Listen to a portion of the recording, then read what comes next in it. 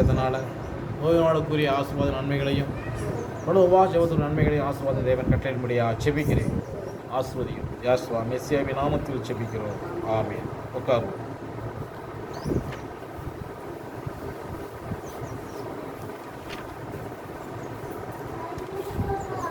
நம்முடைய ஆண்டவர் இரட்சகருமாகிய யாஸ்வா மெஸ்ஸியாவின் பரிசுத்தமான நாமத்திற்கு ஸ்தோத்திரம் உண்டாதாக. வாசிப்போம். சகரியாவின் புஸ்தகம்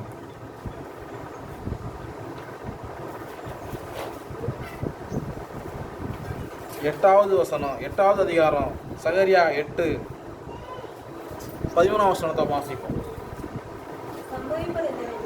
சம்பவிப்பது என்னவென்றால், யூதா வம்சத்தாரே, இஸ்ரவேல் வம்சத்தாரே, புரஜாதிகளுக்குள்ளே சமமாய் இருந்தது போலவே ஆசுரமாய் இருக்கும்படி நான் உங்களை ரட்சிப்பேன். பயப்படாதீங்கள், உங்கள் கைகள் திடப்பட கடவது.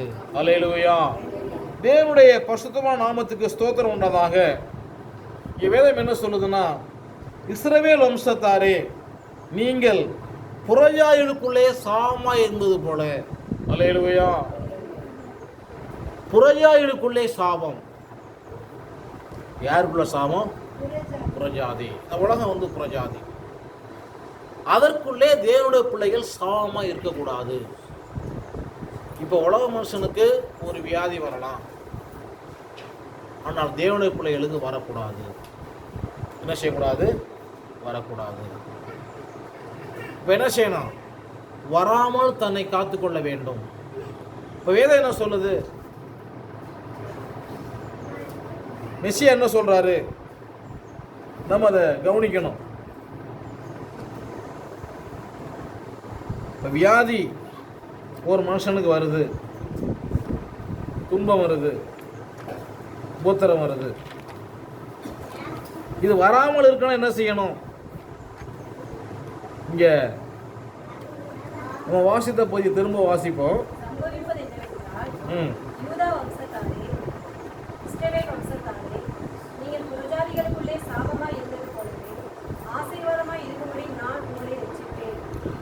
ஆசீர்வாதமாய் இருக்கும்படி ரட்சிக்க, ஆசீர்வாதமாய் இருக்கும்படி தேவன் நம்மளை ரட்சிக்கிறார். ஆசீர்வாதம்.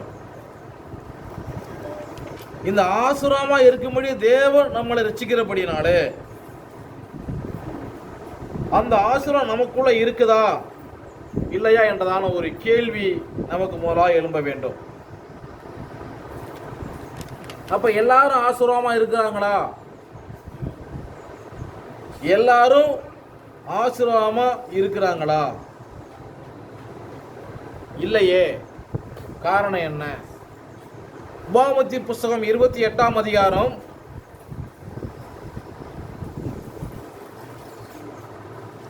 9 வாசிப்போம்.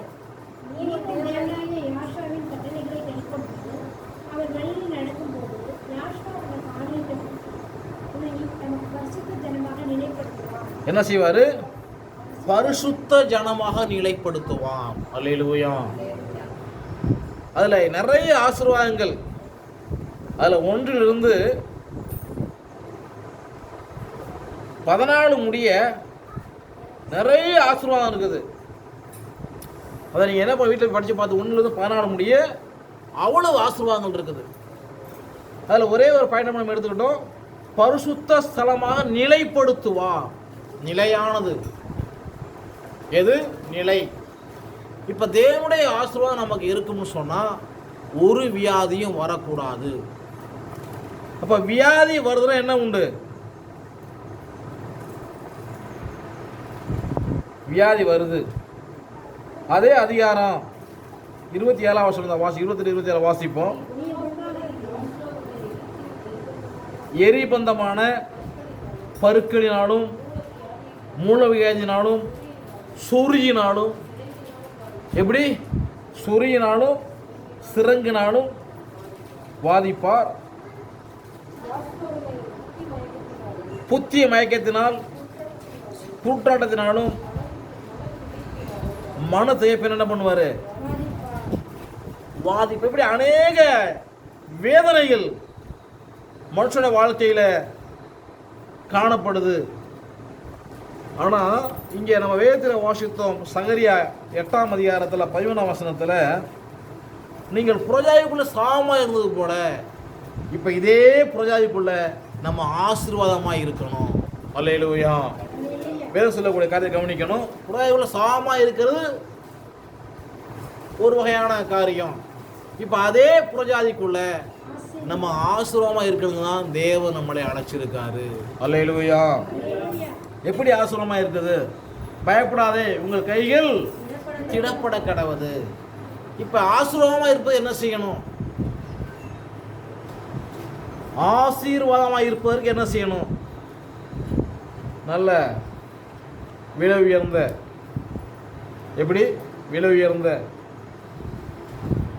வெளிநாட்டில் இறக்கக்கூடிய சத்துள்ள பொருளை வாங்கி சாப்பிட்டா ஆசீர்வாதமாக இருக்கலாமா? சத்து உள்ள பொருள், எனக்கு ஒருத்தர் தெரியும், ரொம்ப நாள் பழக்கம், எப்பொழுதுமே சிப்பாவில் தான் வருவார், ரொம்ப நீட்டாக இருப்பார். அவர் மர்மமே அதிகமாக என்ன பண்ணுவார், ஜிம்முக்கு போவார். நல்ல ஜிம்மு தான், உடம்பு நல்லா வச்சுருப்பார். கல்யாணம் ஆச்சு, ஒரு பிள்ளை பிறந்தது. என்ன பண்ணார், ஞாயிற்றுக்கிழமை ஆர்சி சர்ச்சுக்கு போகணும், குளிக்க போகிறேன்ட்டு நான் தான் ஜிம்முக்கு போகிறேன், நானே துணி துவைக்கிறேன்ட்டு கொஞ்சம் நாள் துவைக்க ஆரம்பித்தார். எல்லாம் செஞ்சார். குளிக்க போனது என்ன பண்ணார், அங்கே போய் ஜிம்மை ஃபாலோ பண்ணலை. என்ன பண்ணார், போய் சவரில் தண்ணி திறந்து விட்டார். டைரெக்டாக தண்ணி தலைமையில் பட்டுருக்கும்டாருக்கு. என்னாச்சுன்னு தெரியாது, செத்து போயிட்டார். என்ன ஜெபத்துக்கு வரலன்னு பார்க்குறாங்க, காணோம். போய் பார்த்தா வீடு வந்து கிடக்கு, பார்த்து முழு செத்து கிடக்கிறார். எந்த வியாதி கிடையாது. என்னாச்சு, குளிக்கிறப்ப என்ன பண்ணணும்? நம்ம தமிழ்நாட்டில் என்ன வச்சாங்க, படிக்கட்டு ஏன் வச்சான்? படிப்படியாக இறங்கி போய் தான் குளிக்கணும். படிப்படியாக இறங்கி குளிக்கணும். எக்ஸசைஸ் எல்லாம் பண்ணிவிட்டு போய் தண்ணியை தலைக்கு ஊற்றக்கூடாது. தண்ணியை தலைக்கு ஊற்றக்கூடாது. எது நடந்தது எனக்கு தெரியாது. மொத்தத்தில் போயிட்டார்.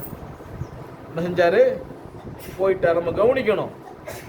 இப்போ வேதம் சொல்லக்கூடிய காரியத்தை நம்ம சரியாக கவனிக்கணும். இல்லைன்னு சொன்னால் என்ன பண்ணோம், உயிரோடு இருக்கலாம், ஆவிப்பீர மரணம் நிகழ்ந்துடும். இப்போ இஸ்ரவேல் ஜனங்கள் எகிப்திலிருந்து புறப்படுறாங்க. அப்போ அவர் என்ன சொல்கிறாரு, நீதியை செலுத்துவேங்கிறாரு. தேவன் நமக்கு நீதியை செலுத்த வேண்டும். அதற்கு நம்ம தகுதியுள்ளவர்களாக இருக்கணும். வாசிப்போம். யாத்திராகமத்தின் புஸ்தகம் 12ஆம் அதிகாரம் 12ஆம் வாசிப்போம்.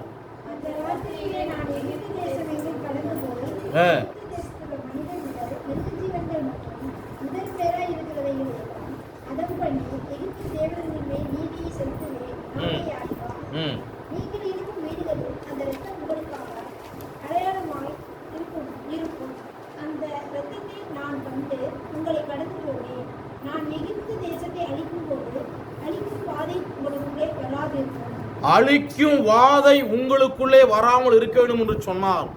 புறஜாதிகளுக்குள்ளே நாம் சாமாய் இருந்தது போல இப்போ இதே புறஜாதிகளுக்குள்ள நாம் ஆசுரமாக இருக்க வேண்டும் என்று சொன்னால் அந்த இரத்தம் நம்முடைய வீடுகளிலே, நிலைக்கால்களிலே, நெத்தியிலே, இந்த நாளிலே பூசப்பட வேண்டும். அப்பதான் நம்ம புறஜாதிக்குள்ள ஆசுரமாக இருக்க முடியும். அடுத்த வசனத்தை வாசிப்போம்.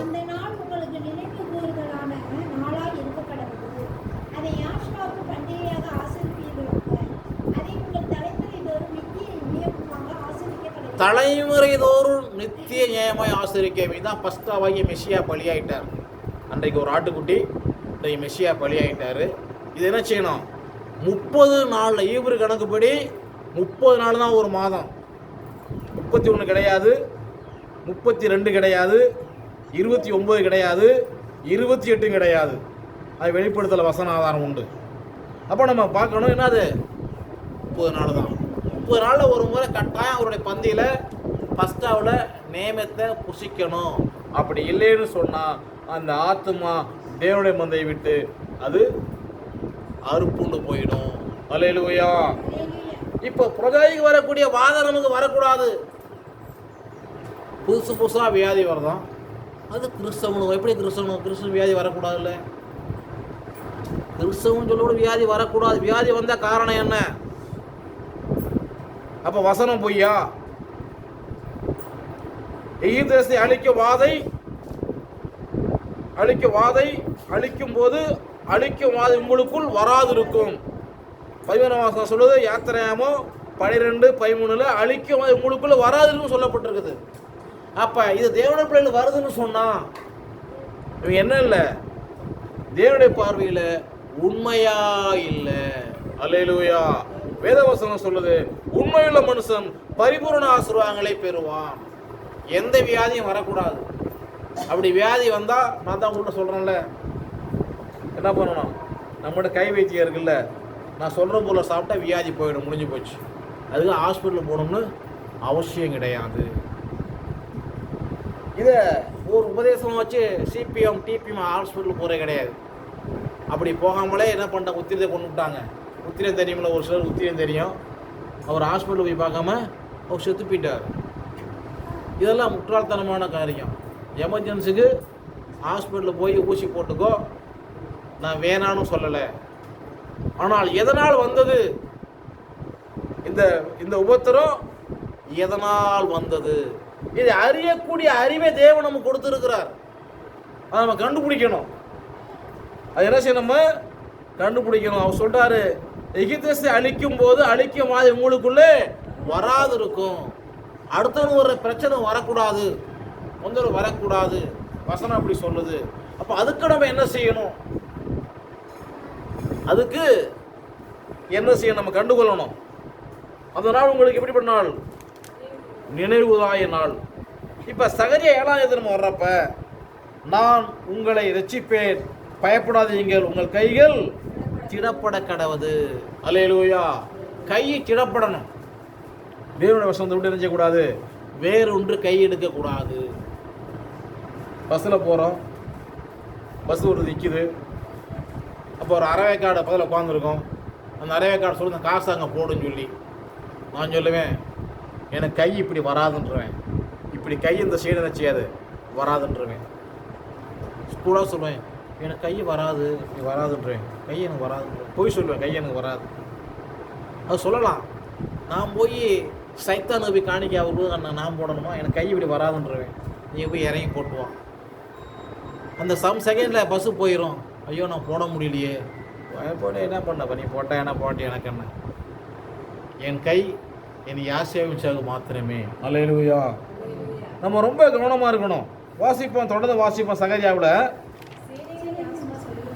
என்னவென்றால், பிதாக்கள் என கோபம் விட்டும் போது தண்டிகை நினைத்து மனம் மாறாமல் இருந்தது போல. அல்லேலூயா. நம்முடைய பிதாக்கள் ஆபிரகாம், ஈசாக்கு, யாக்கோபு தேவனை கோபப்படுத்தினார்களாம். அநேக நேரங்களில் சூழ்நிலையின் காரணமாக என்ன பண்ணாங்க? நம்முடைய பிதாக்கள் தேவனை கோபப்படுத்தினார்கள். அவளை தண்டிக்க நினைத்து மனமாறாமல் இருந்தது போல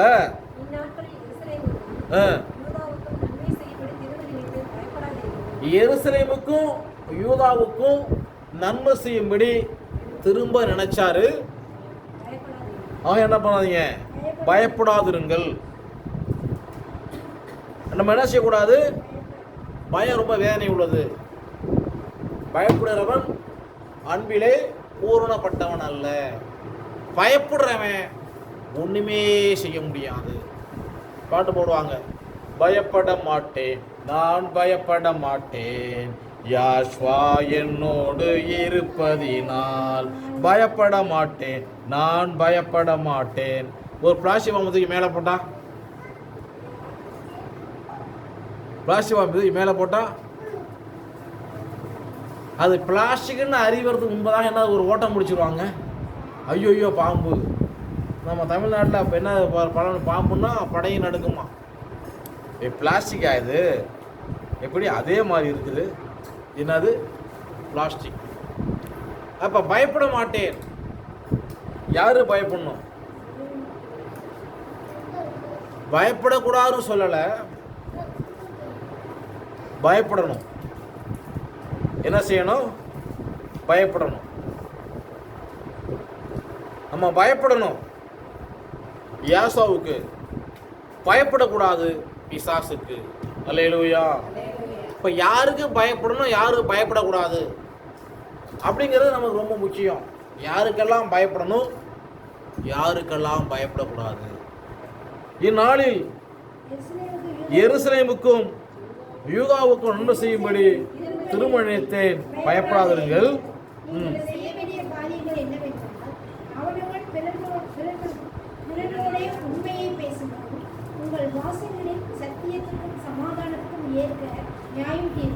உண்மையுள்ள மனுஷன். நீதிமொழியின் புஸ்தகம் நம்ம அதை கவனிக்கணும். என்னது? நம்ம தேவனுடைய பார்வையில் யாரா இருக்கணும்? உண்மையுள்ள ஒரு மனுஷனாக இருக்கணும். அல்லேலூயா. தேவனுடைய பார்வையில் 28:20 நீதிமொழி வாசிப்போம். நீதிமொழி 28:20, உண்மையுள்ள மனுஷன் பரிபூர்ண ஆசீர்வாதங்களை பெறுவான். அல்லேலூயா. இப்போ அநேகர் ஆசீர்வாதம் பெறுவது தவிப்பதற்கு காரணம் என்ன? தேவனுடைய பார்வையில் உண்மை கிடையாது. தேவனுடைய பார்வையில் உண்மை கிடையாது. அது வேணும், இது வேணும், அவ்வளோ வேணும், இவ்வளோ வேணும், அவ்வளோ வேணும், இவ்வளோ வேணும்.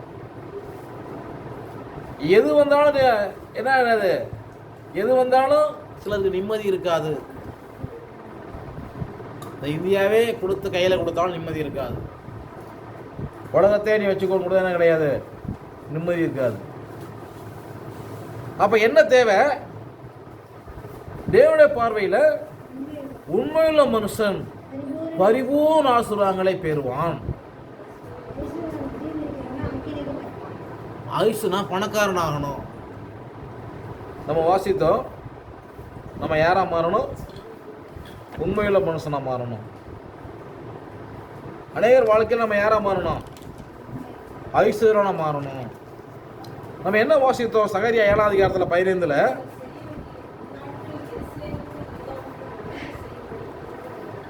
எருசலேம் யூதாவுக்கும் நன்மை செய்யும்படி திரும்ப ஏற்கனவே நன்மை செய்ய நினைச்சாரு. எனவே கோபம் முடிட்டாங்க. திரும்ப என்ன செய்யறாரு? நன்மை செய்ய நினைக்கிறாரு. நீங்கள் செய்ய வேண்டிய காரியம் என்னவெனில், அவனவன் பிறனோடு உண்மையை பேசுங்கள், சத்தியத்துக்கும் சமாதானம் ஏற்க உண்மையை பேசணும், சத்தியம் இருக்கணும், பேச்சில் சத்தியம் இருக்கணும், சமாதானம் இருக்கணும். அல்லேலூயா. சத்தியம் இருக்கணும், சமாதானம். கௌசல்யா ஜோம் பண்ணி, கௌசல்யா வந்தாங்களா அவங்க, கௌசல்யா நம்ம ஜோம் பண்ணணும். கௌசல்யாவுக்கு நீதி கிடைக்கணும். இதை ஒருவேளை அவங்க பார்த்தாலும் சரி, கௌசல்யாவுக்கு என்ன கிடைக்கணும்? நீதி கிடைக்கணும். அதுக்காக என்ன பண்ணுங்க, தொடர்ந்து நம்ம ஜோம் பண்ணுவோம். கௌசல்யா என்ன கிடைக்கணும்? நீதி கிடைக்கணும். அல்லேலூயா. இப்போ நம்ம என்ன பண்ணணும்? சத்தியத்தையும் சமாதானத்தையும் என்ன செய்யணும்? நியாயம் தீர்க்கணும். சத்தியம் இருக்கணும், சமாதானம், நியாய தீர்ப்பு. என்ன செய்யக்கூடாது? ரொம்ப கவனமாக இருக்கு. ஏற்க நியாயம் தீருங்கள்.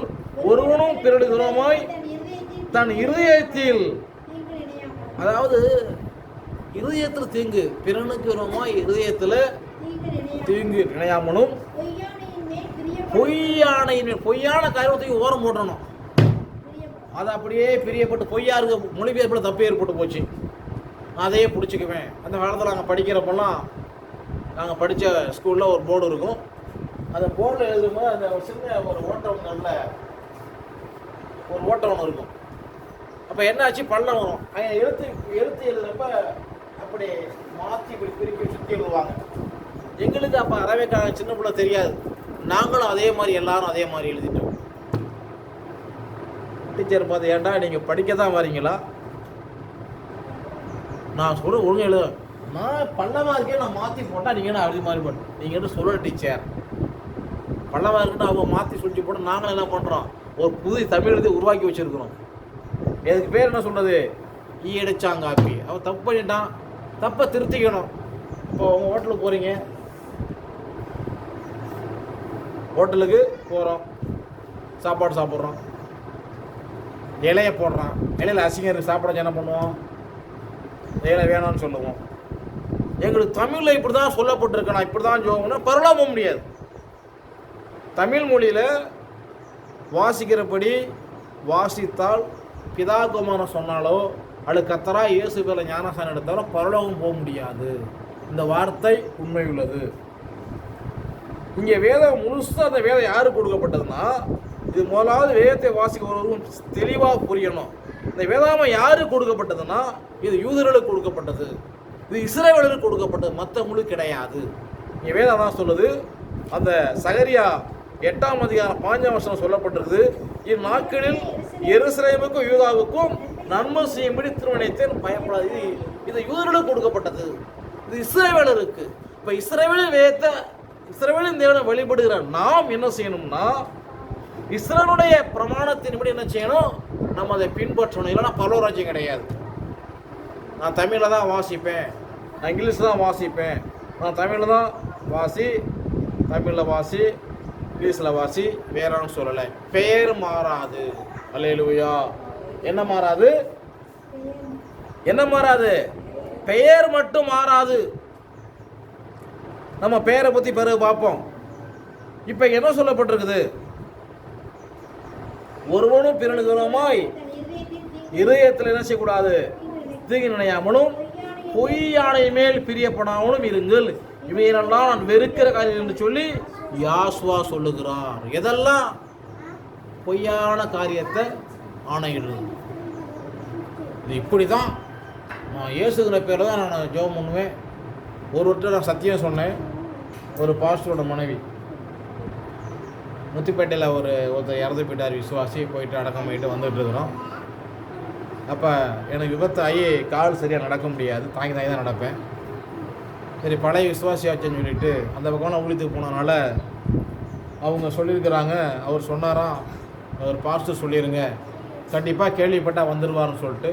அவர் கேள்விப்பட்டப்போ நான் போயிட்டு சரி பாஸ்டர் வராரு, அங்கெல்லாம் பாஸ்டர் வராருன்னு சொல்லி பட்டுக்கோட்டை இறங்கி சொல்லிட்டு முத்துப்பேட்டில் ஏறிட்டு, ஏன் காரில் அழைச்சி போகிற சும்மா விடலாமா, தப்பு இல்லையா?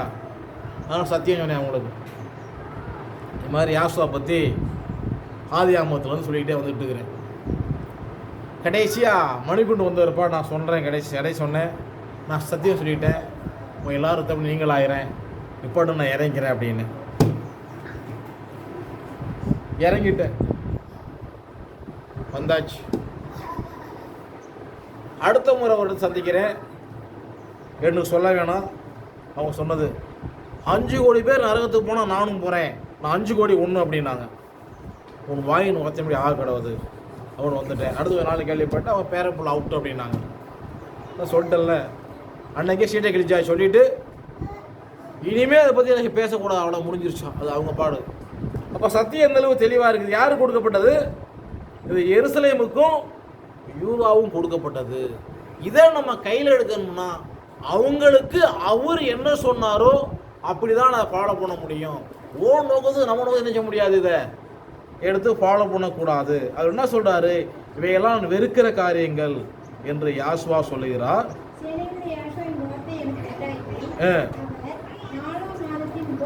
4ஆம் மாதம் உபவாசம் பண்ணணும், 5ஆம் மாதம் உபவாசம், 7ஆம் மாதம் உபவாசம், 10ஆம் மாதம் உபவாசம். இது யூதா வம்சத்தாருக்கு, மற்றவங்களுக்கு கிடையாது. மகிழ்ச்சியும் சந்தோஷமாகவும் நல்ல பண்டிகையாகவும் மாறிப்போகும். ஆகையால் சத்தியத்தையும் சமானத்தையும் சிநேகியுங்கள் என்று சேனைகளின் யாசுவா சொல்லி. இதை மெசியா சொன்னார். சத்தியங்களை விடுதலையாக்கும். சத்தியம் இல்லாமல் ஒரு வேதாவசனம், ஒரு பிரசங்கம், ஒரு ஆராதனையை தேவன் விரும்பவில்லை, வெறுக்கிறார். அல்லேலூயா. என்ன கிடையாது? யோவான் சுவிசேஷத்தில் பல முறை சொல்லுவார், மெய்யாகவே நான் சொல்லுகிறேன், சத்தியங்களை, சத்தியம்தான் விடுதலை, சத்தியம்தான் மெசியா. அப்போ சமானமும் சத்தியமும் நமக்கு இருக்கணும். நமக்குள்ள என்ன செய்யணும்? தனிப்படுறதில் சமானம் இருக்கணும். நிறைய பேர் சமானம் கிடையாது. என்ன கிடையாது? சமானம் கிடையாது. சத்தியம் இருக்கணும். நமக்கு என்ன இருக்கணும்? சத்தியம் இருக்கணும். அங்கே வேதாத்தில் வாசித்தோம், நீதிமொழி 20:20, உண்மையுள்ள மனுஷன் தேவனுடைய பார்வையில் உண்மையுள்ளவர்களாக இருக்கணும். யாரோட பார்வையில்? தேவனுடைய பொறுமையுள்ளவர்களாக இருக்கணும், மனுஷனுடைய பார்வை சாட்சியாக இருக்கணும். இது ரெண்டு நமக்கு ரொம்ப முக்கியம். உபவாச நாட்களை சரியாக முக்கியப்படுத்தணும், ஜெபம் பண்ணணும். இப்படியெல்லாம் நம்ம நிறைய காரியங்களை நம்ம செய்யணும். சகரியாவோட சொல்கிறாரு 10ஆம் அதிகாரம்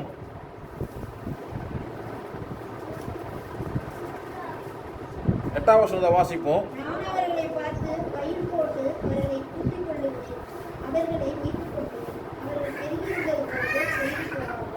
எப்படி இருப்பாங்களா? பெரிய இருந்தது போல பெரிய போவார்கள். அப்போ ஒரு பெருக்கமான ஆசீர்வாதம் தேவன் வச்சிருக்கார். அப்ப நம்ம என்ன செய்யணும்? சத்தியத்தையும் சமாதானத்தையும் சிநேகிக்க வேண்டும். நம்ம எதை சிநேகிக்கணும்? சத்தியம், சமாதானம். இதை நம்ம ரொம்ப சிநேகிக்கணும். இது ரொம்ப சிநேகிக்கணும். இன்னொரு வருஷம் தான் வாசிப்போம். சகரியாவில் 3ஆம் அதிகாரம் 9ஆம் வசனத்தை வாசிப்போம்.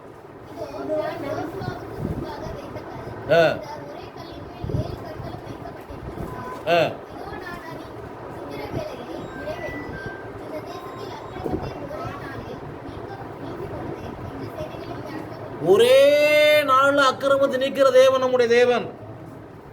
ஆனா என்ன பண்ணணும்? சித்திர வேலை. மெசியாவுக்காய் நம்முடைய சரீரம் கட்டப்பட வேண்டும். வாசிப்போம். யாத்திராகமத்தின் புஸ்தகம் 20ஆம் அதிகாரம் 24ஆம் வசனத்தை வாசிப்போம்.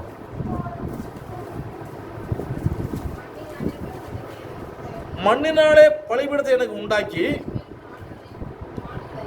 உன் ஆடுகளையும் மாடுகளையும் சர்வதான பலியாகவும் செலுத்துவாயாக. என் நாமத்தை பிரசாப்படுத்தும் எந்த ஸ்தானத்திலும் உன்னிடத்தில் வந்து உன்னை ஆசீர்வதிப்பேன். அல்லேலூயா. இப்போ பலிபீடம் என்ன செய்யணும்? மண்ணினாலே கட்டப்பட வேண்டும். இந்த வார்த்தை உண்மை. பழைய ஏற்பாடு, புதிய ஏற்பாடு. இந்த வார்த்தை உண்மை, சத்தியம். ஆனால் இதில் உள்ள மறைபொருள்களை நம்ம அறிந்து கொள்ளணும். மண்ணினால பலிபீடம் அன்றைக்கு கட்டப்பட்டது. இன்றைக்கு பலிபீடமாகிய சரீரம் நம்முடைய சரீரம் தான். நம்முடைய சரீரம் தேவன் என்ன பண்ணாரு? பூமியின் மண்ணினாலே உருவாக்கி ஜீவ சுவாசத்தை ஊதினார். இப்போ இந்த பலிபீடம், இந்த சரீரம் தேவனுக்கு பலிபீடமாய் மாறி அவர் நாமத்தை நோக்கி பார்த்தால் நம்முடைய செபம் கேட்கப்படும். இல்லைன்னா செபம் கேட்கப்படாது. அல்லேலூயா. மண்ணுனாலே பலிபீடத்தை உருவாக்கினது அன்றைக்கு, மண்ணுனாலே பலிபீடத்தை உருவாக்கி வச்சிருக்காரு இன்றைக்கு. அப்ப இந்த சரீரத்தில் இந்த சரீரம் அவருக்கு பலிபீடமா மாறணும். அதில் வேற ஒன்றும் பழி செலுத்தக்கூடாது. வேற ஒன்றை செலுத்தினா அது கரைப்பட்டு போயிடும். நன்றாக நீங்கள் புரிந்து கொள்ளுங்கள். இதை கேட்குறவங்க டவுட் தான் என்ன பண்ணுங்க, ஃபோன் பண்ணி கேளுங்க. இந்த சரீரத்தில் வேற ஒன்றை பலி செலுத்தினால் அது அசுசிப்படும். வேற ஒன்றுக்கு இடம் கிடையாது.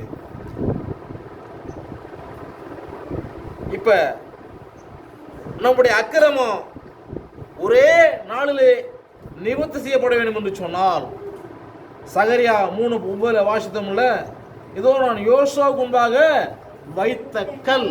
இது எந்த கல்? யோசுவாவுக்கு முன்பாக வைத்த கல். யோசுவாவின் புஸ்தகம் 1ஆம் அதிகாரம் 6 வாசிப்போம். யோசுவா 1:6.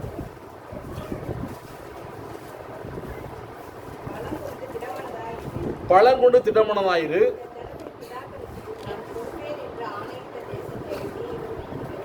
பங்கிடுவாய்.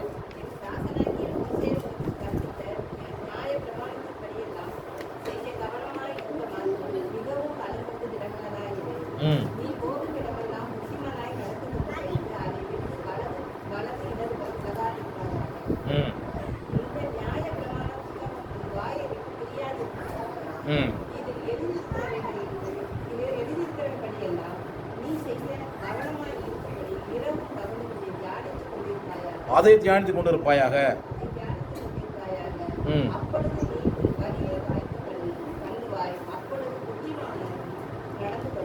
புத்திமானாய். இப்போ யோசுவாவுக்கு கொடுத்தப்பட்ட நியாயப்பிரமாணம் அந்த கல். அப்ப யோசுவா வெளியின கல் எந்த கல்? யாசுவா மெசியா. அதை விட்டு வலது போற இடது போற ஒருத்தவங்க சாஞ்சிட்டு வேத எடுத்து பிரசங்கம் பண்ணலாம், ஆனா அங்க போக முடியாது. அப்படி என்ன பண்ணக்கூடாது? வலது புறம் இடது புறம் சாயக்கூடாது. வலது புறம் இடது புறம் சாயக்கூடாது. புத்திமானாய் நடந்து கொள்ளுவாய். நியாயப்பிரமாண புஸ்தகம் வாயை விட்டு பிரியாதிருப்பதாக.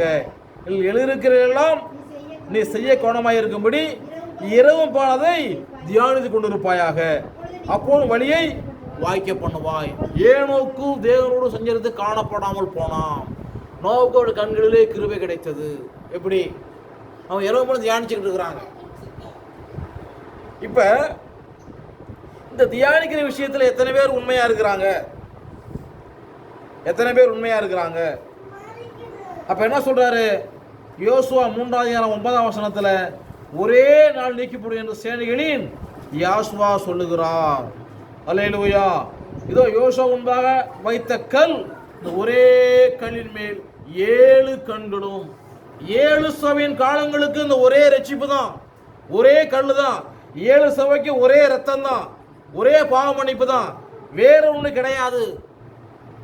அதனாலதான் ஏசாயா புஸ்தகம் 4ஆம் அதிகாரம் 1ஆம் வசனத்தை வாசிப்போம்.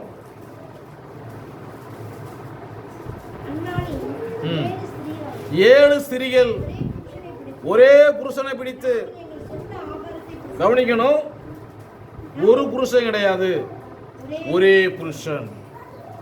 பிதாவுக்கு ஒரே பேரான குமாரன், ஒரே ஒரு குமாரன், ஒரே பேரான, வேற ஒண்ணு கிடையாது.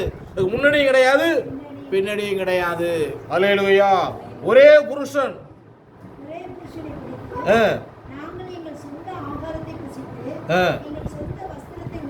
சொந்த வஸ்திரத்தை உடுப்போம், நிந்தை நீங்கணும், உன் பேர் மாத்திரங்கள் மேல் இருக்க வேண்டும். அல்லேலூயா. கவனிக்கணும், நம்முடைய நிந்தை நீங்கணும் அப்படின்னா பாவம், அக்கிரமம், சாபம், எல்லா கருமாதியும் நீங்க விடுமுன்னு சொன்னால் அந்த ஒரே புருஷன் யாசுவா மெசியாவை உறுதியாய் பற்றி பிடித்துக் கொள்ள வேண்டும் 7 சபையின் காலங்களுக்கு.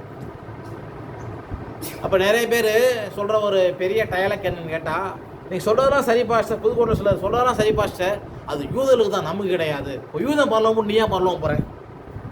யூதர்கள் போட, நீ போக வேணாம், அது யூதம் போகட்டும், நம்ம தமிழை போகாத, என்ன கிடையாது. அப்ப அவங்களுக்குன்னா அப்ப அவங்க போய் நீ ஏன் போற? நீ வேதத்தை எடுக்காத, நீ வேதத்தை எடுத்துதான் என்ன பண்ணு, உண்மையாயிடு. அல்லேலூயா. நம்ம கவனிக்கணும், இந்த நாள் சாதாரண ஒரு நாள் கிடையாது. இந்த நாள் இப்படிப்பட்ட நாள் சாதாரண நாள் கிடையாது. நம்ம அதை கவனிக்கணும். அந்த வசனம் என்ன சொல்லுது? இதோ நான் அதை சித்திரை வேலை நிறைவேற்றி இந்த தேசத்தின் அக்கிரமத்தை ஒரே நாள் நீக்கி போடுவேன். அல்லேலூயா. ஒரே நாள்ல எல்லாருடைய அக்கிரமத்தையும் நீக்கும்படியாக அவர் சிலுவையில் நமக்காக மரித்தார். இப்ப அவரை பார்க்கணும். யாரை பார்க்கணும்? யாசுவா மெசியா. யாரெல்லாம் பார்க்கலாம்? யாரெல்லாம் அவரை பார்க்கலாம், யாரெல்லாம் பார்க்க கூடாது? இப்ப பார்க்கிறவங்களுக்கு ரட்சிப்பு உண்டு. என்ன உண்டு? பார்க்கிறவங்களுக்கு ரட்சி. யாரெல்லாம் பார்க்கலாம், யாரெல்லாம் பார்க்க கூடாது? மெசியா என்ன சொன்னாரு? அவர் என்ன சொல்லிட்டாரு? நானே வழியும் சத்தியமும் ஜீவனமாக இருக்கேன்னு சொல்லிட்டாரு. பழைய ஏற்பாடு என்ன சொன்னாரு? என்னை பார், என் கரங்களை பார், கரங்களில் ஆணியை பார். வாசிப்போம். ஏசாயா 45:22 வசனத்தை வாசிப்போம்.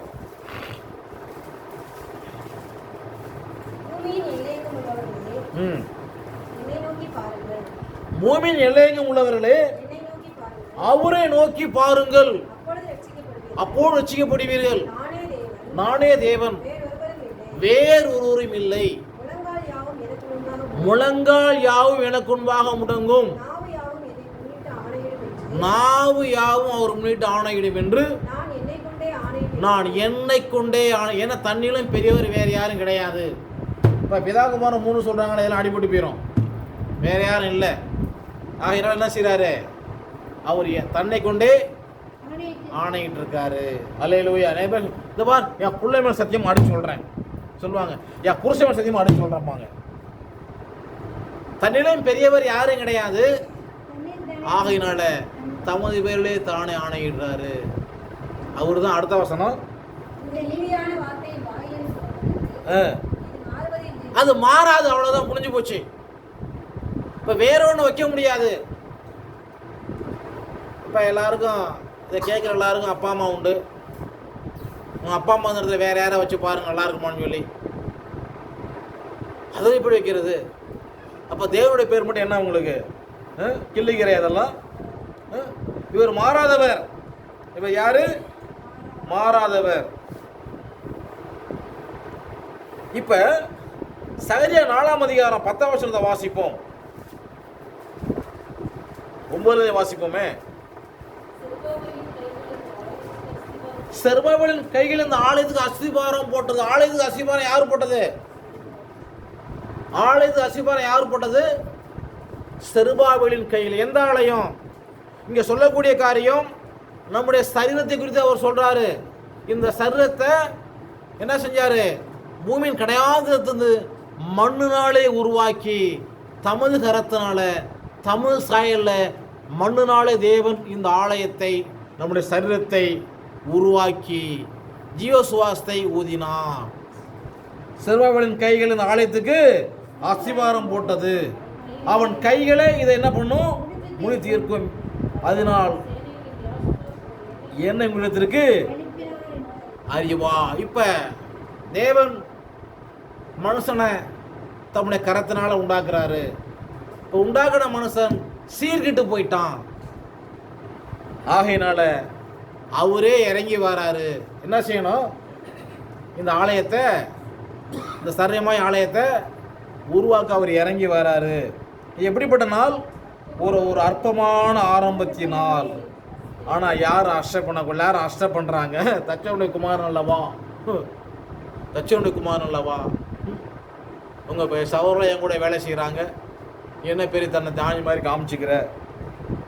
இந்த பூமி எங்கும் சுற்றி பார்க்கலாகிய யாசாவுடைய 7 கண்களும் செருபாபேலின் கையில் தூக்கு சந்தோஷமாய் பார்க்குது. அல்லேலூயா. இந்த கை நமக்காக சிலுவையில் அவருடைய கை சந்தோஷமாய் ஆணியில் அடிக்கப்பட்டது. இரத்தத்திங்கில யாரெல்லாம் வர்றாங்களோ அவங்கள என்ன செய்ய தேவன் சந்தோஷம் சொல்லி அழைக்கிறாரு. என்ன சொல்றாரு? எப்படி சொல்றாரு? எழுது வருகிற ஒருவனையும் நான் பொறுமையே தருவில்லைங்கிறார். இந்த கை தான் நம்மளை உண்டாக்குனது. இந்த கை நம்மளை அக்கிரமங்களுக்காய் அடிக்கப்பட்டது. அந்த இரத்தத்திங்கில யாரெல்லாம் வர்றாங்களோ என்ன செய்ய சந்தோஷமா பார்க்கிறாரு. வர்றவங்கள சந்தோஷமா பார்க்கிறாரு. அல்லேலூயா. கவனிக்கணும். வர்றவங்க என்ன செய்யறாரு? அவரு ரொம்ப சந்தோஷமா பார்க்க. யாரெல்லாம் வர்றாங்களோ சந்தோஷமா பார்க்கிறாரு. யாரெல்லாம் போறாங்களோ வேதனையா பார்க்கிறாரு. இப்போ ரட்சிப்பு எப்படி இருக்குது? எப்படி இருக்குது? அவருடைய கை தான் அஸ்திபாரம் போட்டது. அவருடைய கை என்ன பண்ணுது? அதை முடிக்குது. இதுல வேற ஒண்ணு வச்சா அது கரைப்பட்டு போயிடும். மனவாட்டி கரைப்படாது. அல்லேலூயா. இதை கேட்குறவங்க நாங்கள் தான் மனவாட்டி சொன்னால் நீங்கள் கரைப்பட மாட்டீங்க. பல சபைகளுக்கு போகக்கூடாது. ஸ்திரீகளால் தங்கள் கரைப்படாத இவர். எங்கேயாவது போகிறோம், வேற ஒரு சபையில் உட்காந்துக்கிறோம். எங்கேயாவது போகிறோம், வேற ஒரு சபையில் உட்காந்துக்கிறோம். இப்போ நிறைய பேர் நான் நிறைய பார்த்துருக்கிறேன். இங்கே வர சிலர் அங்கே ஒரு சபை இருக்க நான் போட்டுமா, அப்புறம் அவங்க இங்கே வரமாட்டாங்க. என்ன பண்ணுவாங்க? அவங்க கரைப்பட்ட ஒரு பாடு இங்கே வர முடியாது. அல்லேலூயா. என்ன செய்ய மாட்டாங்க? கரைப்பட்டு போகக்கூடாது. அது ரொம்ப முக்கியம். என்ன சார்? ரொம்ப முக்கியம். ஏன்னா ஒரே நாள் அக்கிரமம் நீக்கி போடுறாரு. இந்த கை அவருடைய கரங்கள் உண்டாக்கிச்சு. அவருடைய கரம் என்ன பண்ணுச்சு? அடிக்கப்பட்டது. வேற ஒரு கரத்தை அங்கே வைக்க முடியாது. ஏன்னா வேற 2 கரத்தை வச்சாங்க, 2 கல்லறை வச்சாங்க. அவங்க ஊரறிந்த கொள்ளைக்காரர்கள். ஆனால் இவரை பற்றின சாட்சி எல்லாருமே சொல்றாங்க. காட்டி கொடுத்தவனும் சொல்றான், என்ன பண்ணேன், குற்றத்தை காட்டி கொடுத்ததுனால நான் பாவம் செஞ்சேங்கிறான். அவங்க சொன்ன அது ஓம்பாடு அப்படிங்கிறாங்க. அங்க பிலாத்து யாரோ மாறி மாறி என்ன செய்ய ஒருத்தர் அனுப்பிக்கிறாங்க, இந்த மனுஷன் மேல ஒரு குற்றத்தையும் நான் காணவில்லை என்று சொல்லி. இதெல்லாம் நம்ம கவனிக்கணும். அப்ப எந்த கையை ஆரம்பித்ததோ நம்மளை உருவாக்கினதோ அந்த கரங்கள் நமக்காக அடிக்கப்பட்டது. அதான் சொல்றாரு, பூமியின் எல்லைங்கும் உள்ளவர்களே என்னை நோக்கி பாருங்கள். அல்லேலூயா. இப்படி ஏதாவது ஒரு தெய்வம் உண்டா? என்ன பண்ணுங்க, நோக்கி பாருங்க. என்ன பண்ணுங்க, நோக்கி பாருங்க. இவர் யார்? சகரியா 6:12 வாசிப்போம். 6:12 சகரியா.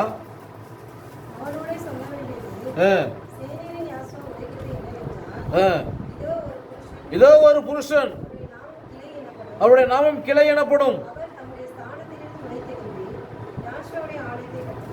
தம்முடைய ஸ்தானத்திலிருந்து தேவன் தீர்மானித்தபடி, தேவனுடைய சித்தத்தின்படி, ஏசாயா சொன்னபடி நமக்கு ஒரு பாலகன் கொடுக்கப்பட்டான், நமக்கு ஒரு குமாரன் கொடுக்கப்பட்டான். அவர் நாமம் யாஷ்வா, வல்லமையுள்ள தேவன், நித்திய பிதா, சமான பரபு. அவர் அந்த ஸ்தானத்தில் நம்ம என்ன வாசிக்கிறோம்? ஆதி ஆமத்தில் 49ஆம் அதிகாரத்தில் சமான யாஷ்வா வருமளவும் செங்கோல் யூதாவை விட்டு நீங்குவதில்லை. யூதா கோத்திரத்தில் நம்முடைய ஸ்தானத்தில் சரியா அவர் வராரு. எந்த இடத்துல வழி பெசகவே கிடையாது. கோத்திரம் யூதா கோத்திரம். இவர் யாரா வராரு? யூதா கோத்திரம். யோசேப்பு வந்து யாரு? யாக்கோப்பு தரிசனம் பொய்யாகல. யோசேப்பு வந்து யாரு? யூதா கோத்திரம். மீரியம் மரியாள் யாரு? லேவி கோத்திரம். மரியாள் யாரு? லேவி கோத்திரம். ஏன்னா இவர் யாரா இருக்கணும்? இவர் வேதம் என்ன சொல்லுது? இவர் யாரு? வாசிப்போம்.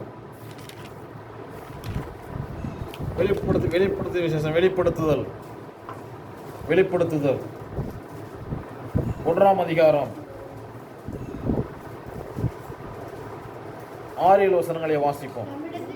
நம்மிடத்தில் அன்பு கூர்ந்து மொத்தத்தினாலே நம்முடைய பாவங்களற நம்மை கழுவி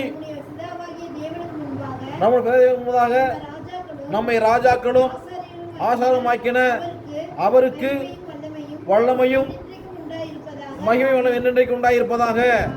அப்ப ராஜவம்சத்திலையும் ஆசாரிய ஊழியத்திலையும் ரெண்டையும் மிக்ஸ் பண்ணி வராரு யாசுவா மெசியா. அப்ப மோசையுடைய பிரமாணத்தை அவர் தள்ளல. அல்லேலூயா. நீ அட்டவணையை பார்த்து நம்ம அதை பிறகு நான் சொல்றேன். என்ன கிடையாது, மோசையின் பிரமாணத்தையும் தள்ளல, யாக்கோபின் தரிசனத்தையும் அவர் தள்ளல. ரெண்டு என்ன பண்றாரு? சேர்ந்து வாராரு. 7ஆம் வசனம், கண்கள் யாவும் காணும், குத்தினவரும் காண்பார்கள், கோத்திரத்தார் எல்லாரும் அவரை பார்த்து புலம்புவார்கள். அப்படி ஆகும். ஆமேன். அல்லேலூயா. கோத்திரத்தார் எல்லாரும் பார்த்து புலம்பணும். அவர் என்ன செய்வார்? வருவார். இப்ப இவர் யாரு? ராஜா. இப்ப அவர் ஆசாரிய ஊழியத்தை முடிச்சிருக்காரு. ஆசாரிய ஊழியை முடிச்சு ஜனங்களை மீட்டெடுத்த ஒருபாடு இந்த பூமியில அவர் ராஜாவாய் ஆள போகிறார். அல்லேலூயா. ஆகையினாலதான் பிலாத்து சொன்னாரு, பிலாத்துட்ட இந்த இவருடைய ராஜாவும் கேட்கிறபடி சொல்லுகிறபடிதான். ஆனா அவர் என்ன பண்ணாரு? ராஜாவும் இருந்தாரு. அவர் ராஜாதான். ராஜா என்ன செய்யறாரு? ஆசாரியனா செய்ய வேண்டிய காரியத்தை அவர் செய்கிறாரு. அல்லேலூயா.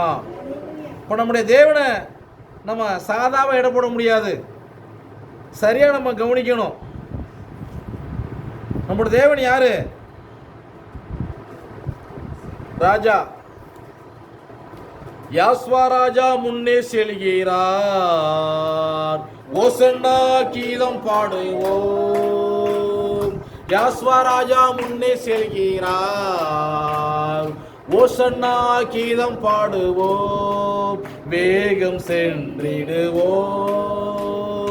ஓசன்னா ஜெயமே, ஓசன்னா ஜெயமே, ஓசன்னா ஜெயம் நாமக்கே, என்றும் ஓசன்னா ஜெயம் நாமக்கே. நமக்கு முன்னே யாஸ்வா ராஜா செல்கிறார். ஆக நமக்கு என்ன உண்டு? ஜெயம் உண்டு. இந்த காரியத்தை இந்த பூமியில் அவர் செய்தபோது சீசர்கள் அதை அறியவில்லை.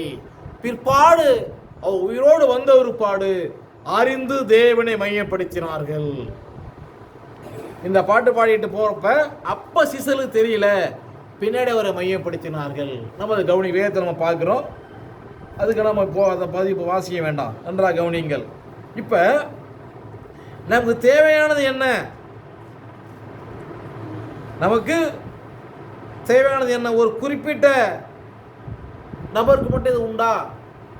இந்த சத்தியம் எல்லாருக்குமா அப்படிங்கிற கேள்வி அனைவரும். இது வந்து எல்லாருக்கும், இது வந்து எல்லாருக்கும்.